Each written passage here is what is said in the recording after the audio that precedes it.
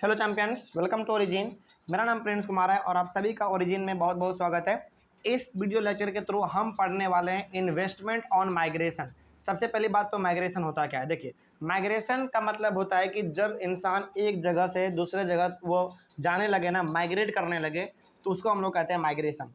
तो मूवमेंट करने पे यानी कि लोगों को एक जगह से लेकर दूसरे जगह जाने के ऊपर जो इन्वेस्टमेंट किया जाएगा, जो खर्च किया जाएगा, उनके कारण किस प्रकार से ह्यूमन कैपिटल फॉर्मेशन क्रिएट हो सकता है, उसी के बारे में आज हम लोग पढ़ेंगे।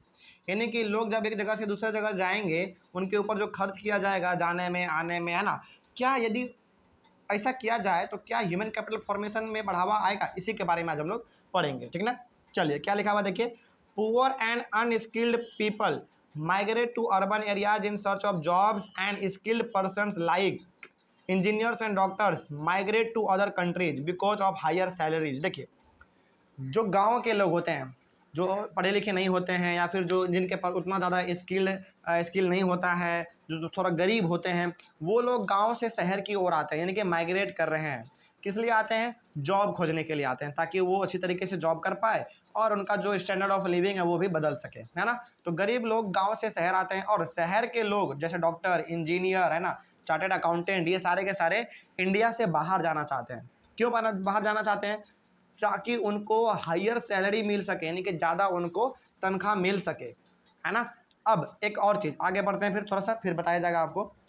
तो ये हो गया हमारा आगे। Migration in both these cases involves cost of transport and higher cost of living in the migrated place. देखिए, जब इंसान एक जगह से दूसरी जगह जाता है ना, तो उनको ट्रैवल करने में कॉस्ट लगता है, यानी कि कुछ ना कुछ पैसा तो लगता ही है।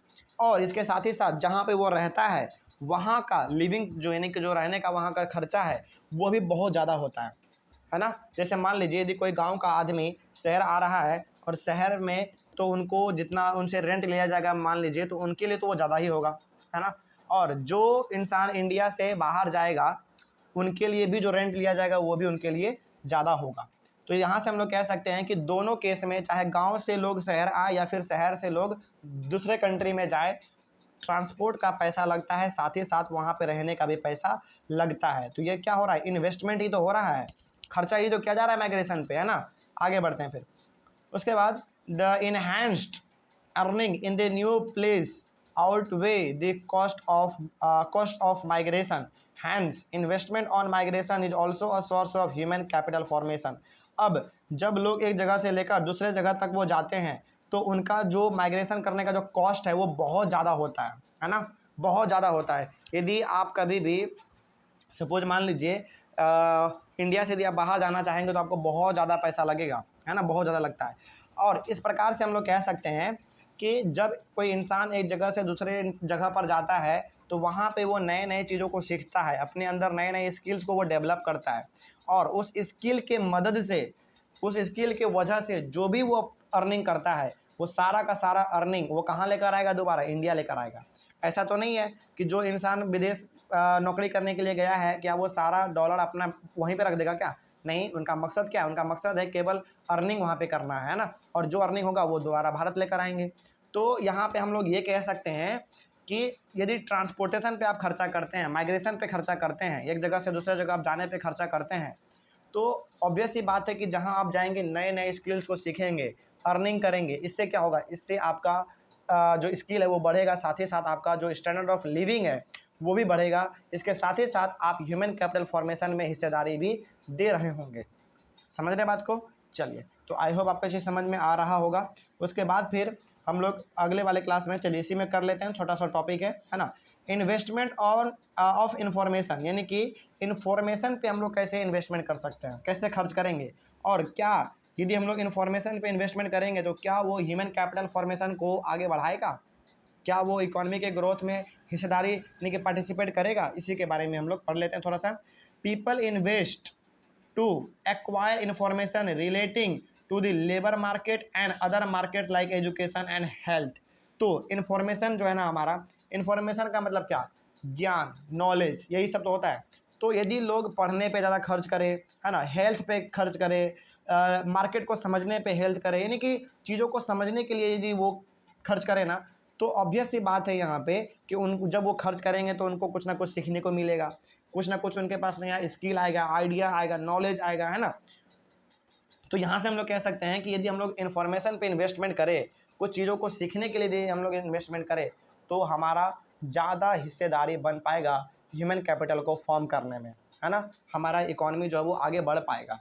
आगे बढ़ते हैं फिर, investment for acquiring information relating to the labour market and other market is also a source of human capital formation. यानी कि मार्केट को समझने के लिए और भी अलग अलग चीज़ों को समझने के लिए, जैसे स्टॉक मार्केट हमारा हो गया, है ना, म्यूचुअल फंड हो गया, या फिर आप किसी गवर्नमेंट एग्जाम का तैयारी करते हैं।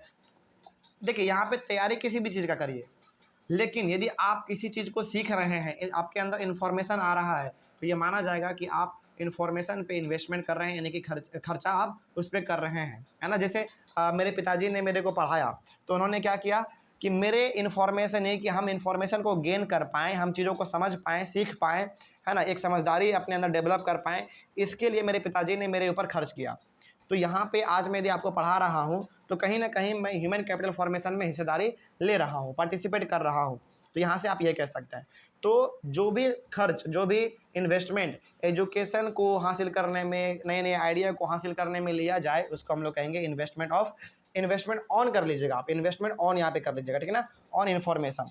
तो आई होप आपको समझ में आ गया होगा। और इस प्रकार से हम लोग इन्फॉर्मेशन पे इन्वेस्टमेंट करके, माइग्रेशन पे इन्वेस्टमेंट करके, है ना, ऑन द जॉब ट्रेनिंग पे इन्वेस्टमेंट करके, और एक और था हमारा ऊपर में हेल्थ पे खर्च करके, यहाँ से यदि हम लोग इन सब चीज़ों पे खर्च करते हैं, तो हम लोग यहाँ पे ये कह सकते हैं कि हम लोग अपने ह्यूमन कैपिटल फॉर्मेशन में पार्टिसिपेट कर रहे हैं।